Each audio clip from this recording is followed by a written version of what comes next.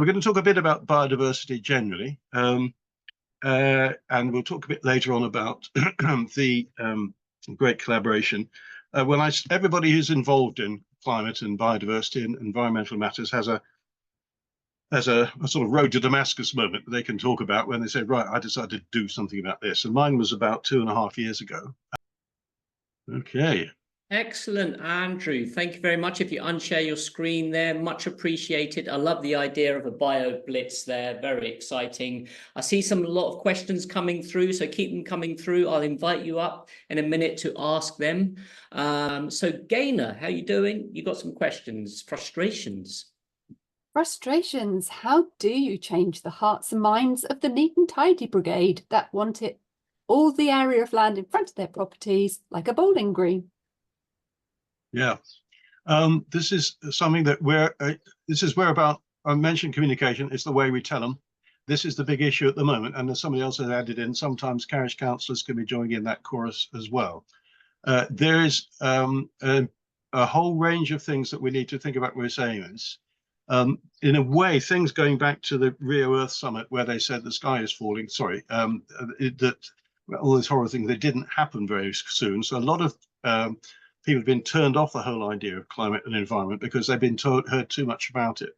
So I think there are things about how do we explain the value of the biodiversity. In the first instance, of course, we do have a duty as local councils to our biodiversity. So we shouldn't be, we shouldn't need to be embarrassed about that. There are people who think that everything should be like a park. There are people who think everything should be like an unmanaged woodland. In my own experience, when I was a regeneration officer in Sinford in the Forest of Dean, that was a sort of 50-50 split. So we can expect quite a lot of this, and particularly, of course, in those of us that are managing churchyards, there's a particular sharp thing because people feel that they want their family graves to be particularly respected. There has to be discussions about this. What I will do, Gaynor, I've made a note of your question, and if I can find some more detailed examples to share with you, I will do that. It is a very individual thing. Whether we can approach something, how do we change hearts and minds? Do we change hearts and minds through talks? Do we change hearts and minds through one-to-one discussions? Do we change sometimes minds through schools? Can we get the children and the schools enthused about this, and they can go home and tell their families about it? This is really one of the great things about how do we get people involved? Certain terms of dealing with biodiversity and nature. This is in terms of the whole environmental climate concern. This is by and large the one that most people want to get into, which perhaps make it doubly frustrating for you when you've got some people very keen and other people not keen at all. So I've mentioned 2 or 3 different ways of doing it. There are things about co-benefits, other benefits for doing it, but sometimes we need to explain that there are things that we're doing that have advantages that we're not really aware of. I'll get back to you again if I can be in touch with you about that to give you some more concrete examples. It isn't easy, but I think we need to think around a bit. I mean, going head on to these people is obviously not working from what you're saying.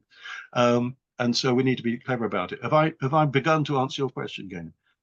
Yes, I think for us, they are people of an older generation that are being very belligerent. Yeah.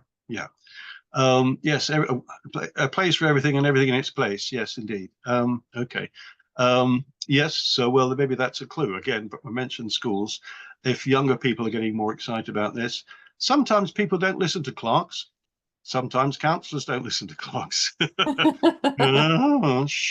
Anyway, but sometimes we do need to get third parties involved to get these things across. So we can't do it. We can't get it. Let's think of where is the third way? Where is the third way? Where is the way that which we can get other people engaged who are make the compelling discussion? If they're young people, or so much the better. So I think that's the general thought. Let's find a third source of person to deal with this for us, because we're running out of ideas, aren't we, Gaynor, to do it ourselves? Well, you mentioned the APM, the annual parish meeting. Yep. We're going to have ours next year as totally biodiversity, inviting just Brilliant. about any and every wildlife group we can think of. Fantastic. Come to that and hopefully start that way. Yeah. Oh, thank you, Gaynor. So we're going to go to Claire Wilkinson, Caroline Boyden, and then Hugh. Hi, I think you can probably ignore mine because I think I typed the question and then about 30 seconds later, the answer came up on the No presentation. worries. All right, we'll go jump straight to Claire. Then David Cressy after that. After Hugh. Yeah, Claire Boyden. Caroline Boyden, sorry. Up at the top, John. Yeah. Hello, everybody. Yeah, we have, well, I represent 6 Scribe parish councils in Norfolk, so very pleased to hear that Andrew's starting in East Anglia. Yeah. What we have, most of them have good neighbourhood development plans, which have probably been in place for a couple of years. One has been in place, was the second one in the country to be done. How do we put in a biodiversity policy onto the neighbourhood plans? Is there a way we can do this? Oh, yes. I think there's, this is obviously particularly for England again. There are 2 approaches to neighbourhood development plans. One is sort of defence against planning applications. And the second, and for my better way, is the broader look at the policies, look at the future betterment of our council area and our community. So there's no reason we shouldn't be putting those things in.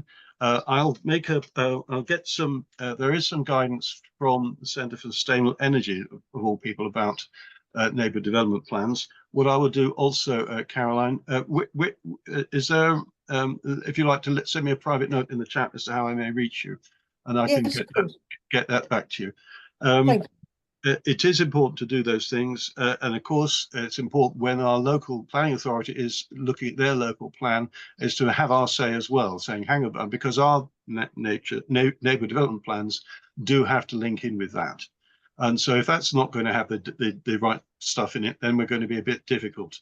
So let's get in touch with those as well. It's the planning application guidance I put in the chat has got some ideas about that. We do need to do these things. I'm conscious that you'll need some actual examples. The one issue we have with it nationally is that the planning inspectorate do not seem to have a uniform playbook. What's one planning inspector will sign off, another one will quibble about, and vice versa. So have a long-term mission to make sure that all the planning inspectors are alert to what is, after all, UK government policy, and actually can be clear about this. But again, if we find, for example, if we can find good biodiversity policies that were accepted in somebody else's neighbourhood development plan, let's say to people, yeah, you've allowed it down the road, why can't we have it here? So there are ways in which we can do that. But the big answer to your question is yes, yeah, put it in. Thank you. Excellent. Thank you for the super clerk, Caroline Boyden there. So up Hugh and then David, and then we'll go to Patrick Coffey. Yeah, so Hugh. Thank you. Hello, Andrew. Hello, everyone. My question is this. There's a big government-funded programme for new 3G artificial sports pitches. Yeah. It's about more than 1,000 by 2030, funded by Sport England and the Football Foundation, and it's impacting many parishes.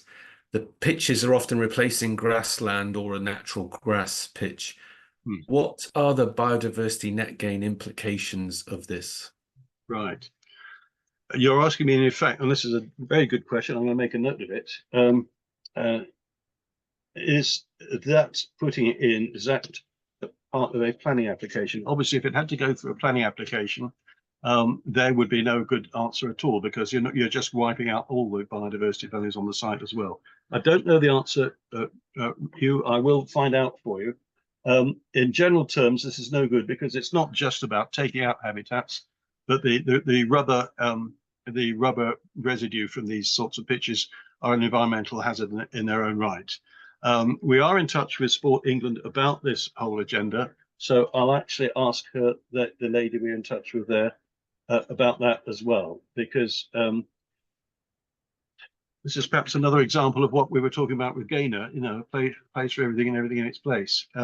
People think this is a very good idea. It is not a good idea for the environment at all. I will find an answer to your question, Hugh, and get back to you. Clearly, if it was a result of a planning application, I have an awful feeling it may not be, in which case we have to look at other ways of trying to prevent this happening. Some of this may be financial from the sports club's point of view. They may be saying we can't afford to keep cutting this grass, or whatever it is, or we're getting hit by the weather, therefore we need an all-weather surface. I don't know. But I think one of the things we're looking at with our pilot in East Anglia is engaging sports clubs in this whole debate. So we'll be getting involved with them, including rowing clubs, of course. Those of us we're aware that the boat race this year, Oxford and Cambridge Cruise, was said, whatever you do, don't fall in the water, you know. So rowing clubs have got a particular interest in this, but we will be working with sports clubs on this one as well. Yeah, it's most unfortunate in effect that it's almost like the government's giving me one hand and taking away with the other. I will get onto this, Hugh, and get back to you. Excellent question there. Thank We've got 9 more questions and 8 minutes, so we'll see how we get on. So, David Cressy. I'm quite happy to stay on later if people want to keep talking. Okay, yeah, let me have a look. I should let's have a look and see if my calendar.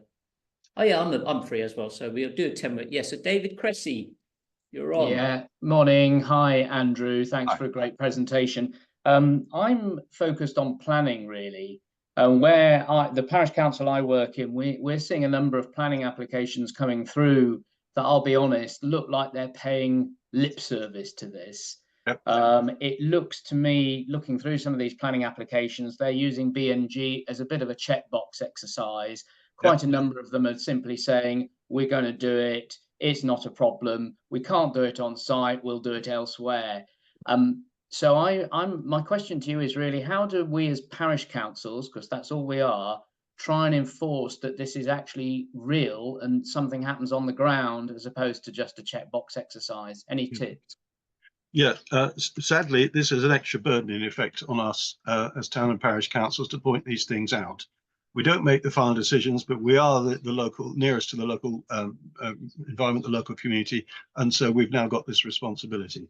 Again, the more we can do about finding a range of sites in our parish areas that can benefit from biodiversity, that's one approach. Certainly, if we can find local people who are more expert in this than we are as clerks and councillors, and that can look at this and say, well, look, this is so important, that is an issue, and actually can make put the concerns about the habitat on these sites in that real perspective, the better. Yes, we can't do it on our own. That's absolutely straight, but we do need to get people in to help us out. The more we can build up over time a map of the habitats in our parish and where the things are important, I think that's better, not just with the development sites, with other sites. Again, let's not do it on our own. Let's get local people involved, you know, BioBlitz or whatever it is. It is suddenly looking like a bit of a mountain to climb. And yes, we know a lot of developers don't have a conscience.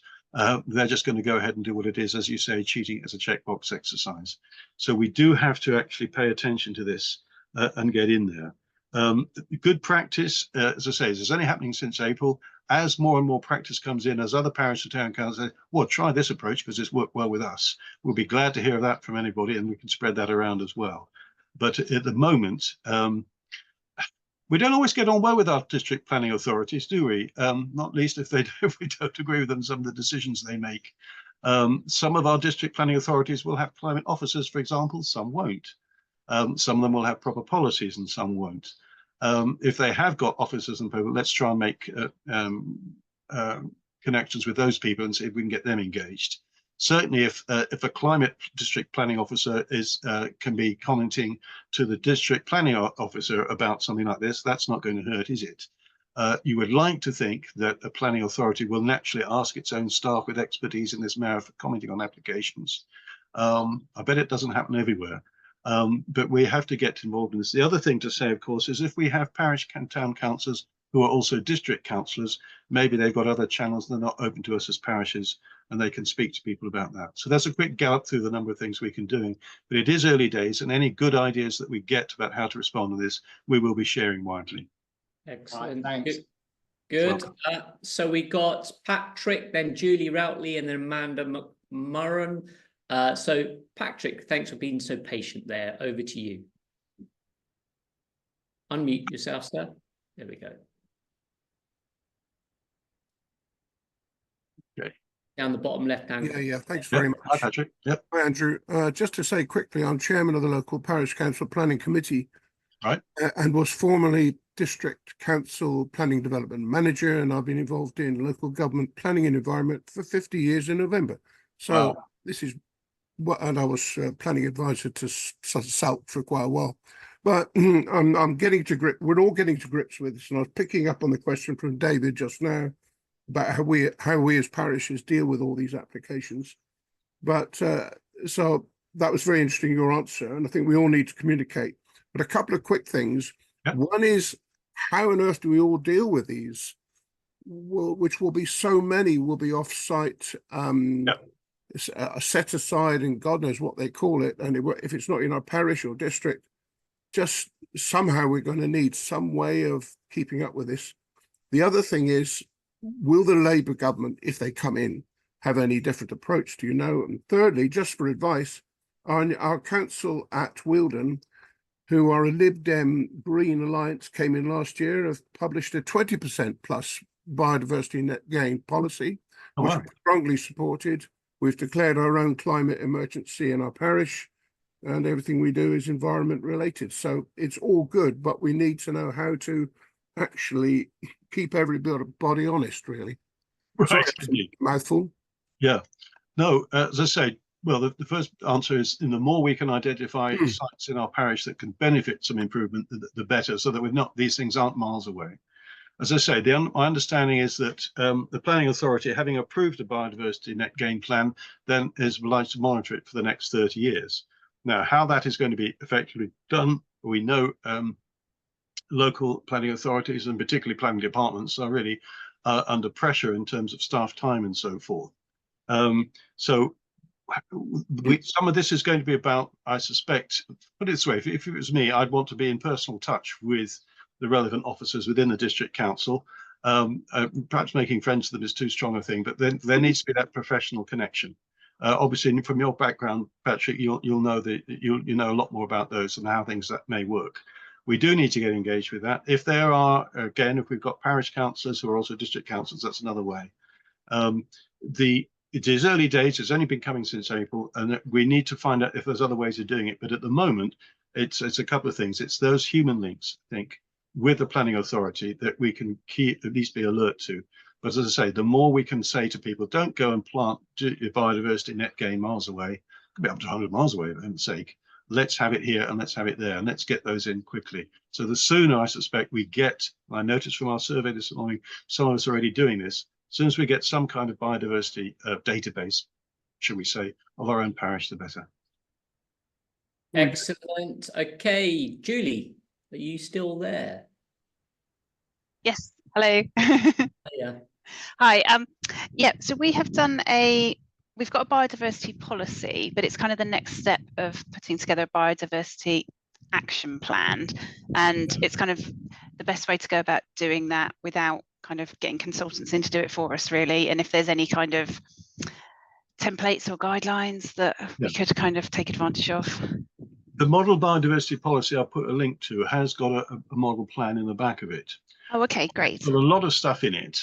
So nobody would suggest you do it all, because every place is different. But it's like a pick and mix thing. So you can have a look at those and see what you might be doing about that. So I'll just get it up and look on my own screen in a minute just to confirm myself about that. But yes, and I've put in the chat also that thing about the nature recovery plan from South Gloucestershire. So that will also be a useful source of advice on what you might do in practice. So I hope that's handy. Yeah. Okay, thank you. Cool. So we're going to Matthew Leather and then Charles Hussey. Before that, Amanda, she's left, but she asked for a question to be asked out. So her question is, why is an agricultural type property with planning application for single part story extension exempt from BNG? Do you know?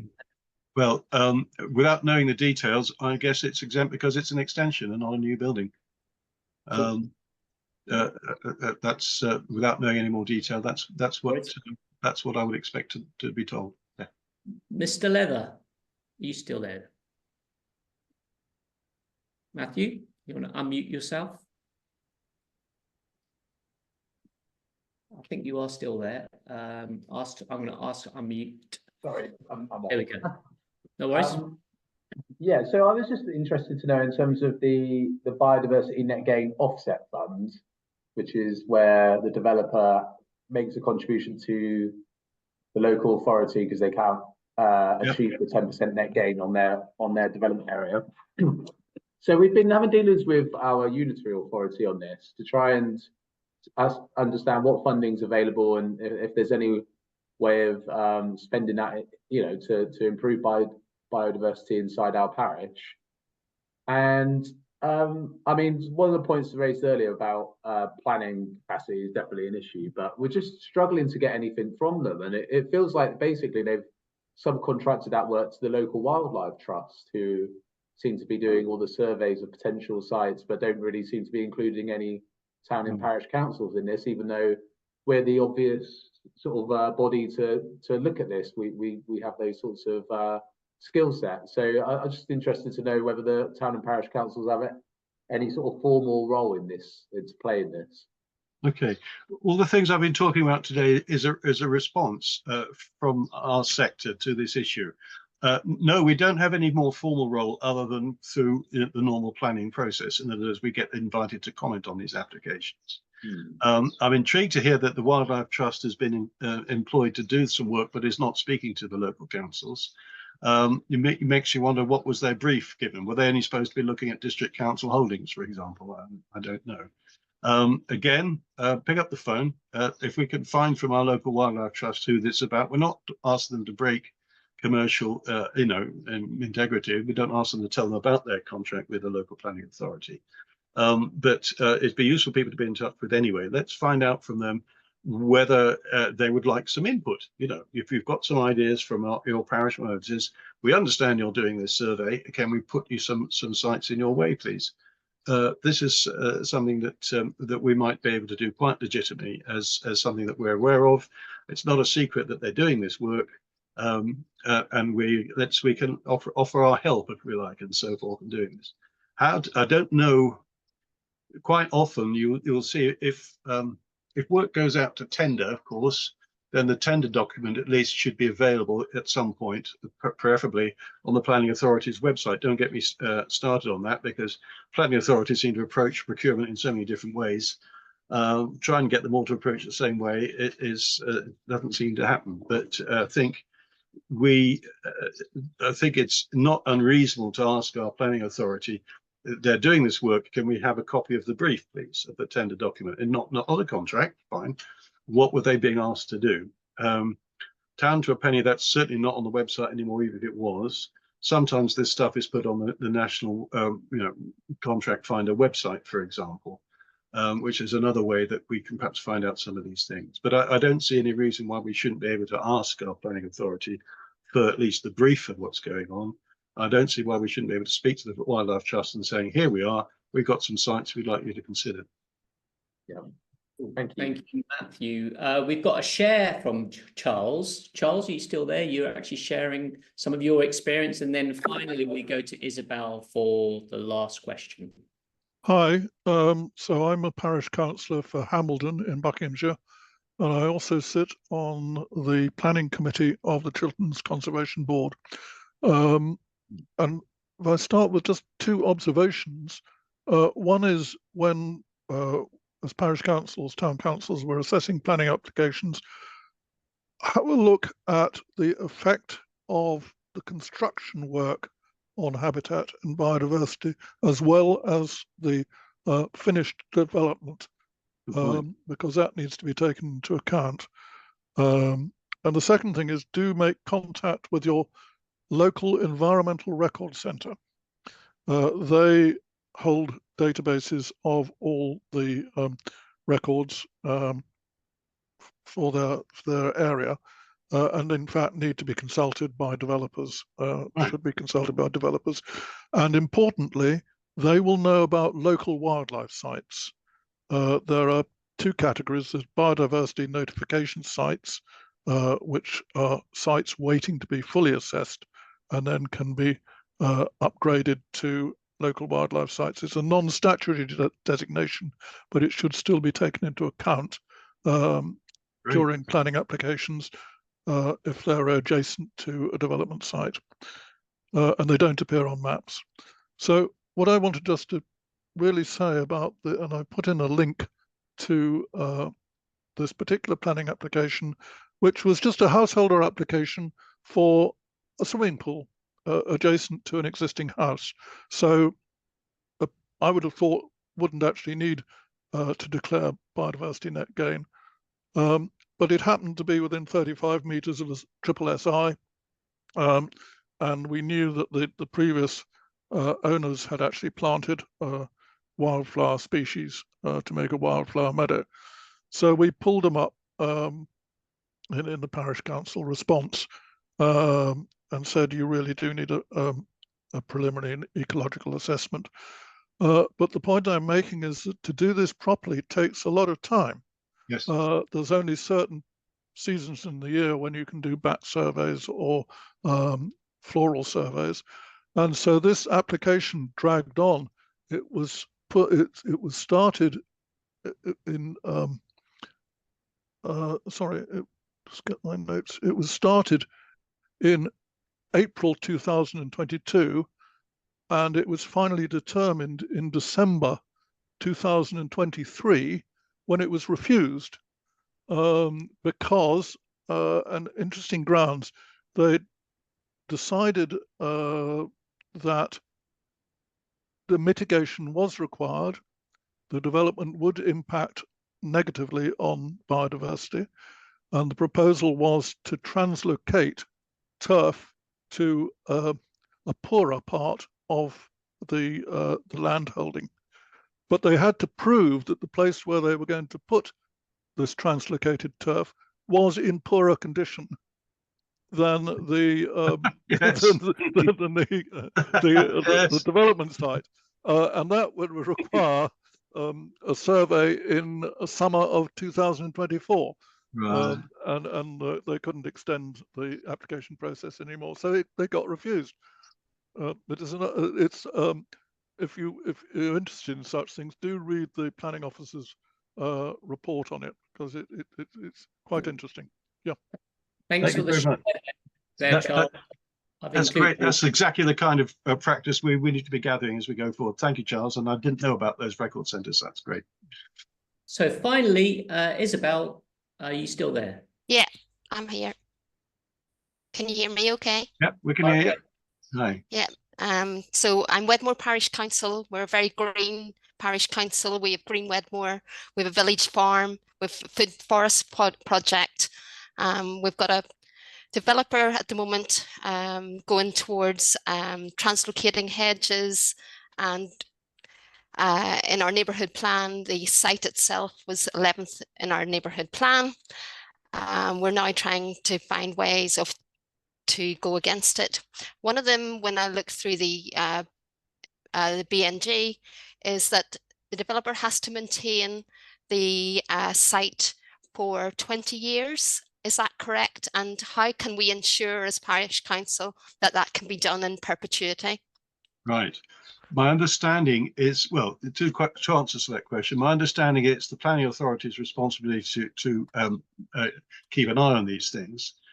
So certainly, if we have any suspicion that the work isn't being maintained, we should certainly let the planning authority know. Sometimes, again, enforcement. Again, some of us will have scars on our body with enforcement that sometimes works and sometimes it doesn't, but at least it can be approached. In terms of in perpetuity, as I say, the law as it stands doesn't talk about perpetuity. If there was going to be changing, obviously, the site, if there's going to be future development, then presumably they would have to go through another biodiversity net gain plan. I think what we're talking about generally in the whole of our nation is having a great awareness of this whole issue and how we can do things about it. And I think the more we've heard mention of young people already this evening, the more people that can get informed and realize how important it is, the more groundswell we can have that these things are important, then perpetuity may become more of a possibility. What I say to people quite often these days is the yeast is rising in the dough. A lot of more people are getting engaged in this, and a lot of younger people. So that's something very positive for the future. When you say Wedmore, do you mean Wedmore in Somerset? Yes, I do. Yes. Oh, yes, I've been there a few times. Yeah, many years ago when I wasn't Silverhead, I actually went out briefly with the daughter of the police sergeant at Wedmore, but she's probably long forgotten it. Yeah. I've only been here 25 years, so I probably won't. It was before then. Whoa. Okay, Isabel, thanks for that. Let's do our selfie. Everyone turn their cameras on. If you've got your cameras off, please turn your cameras on to do a big wave to Andrew. Thank you very much, Andrew. Cheers. Yes. Much appreciate you taking the time. Appreciate it. No, my mother told me to say thank you for having me, and please may I come again. Yes, please. Yes.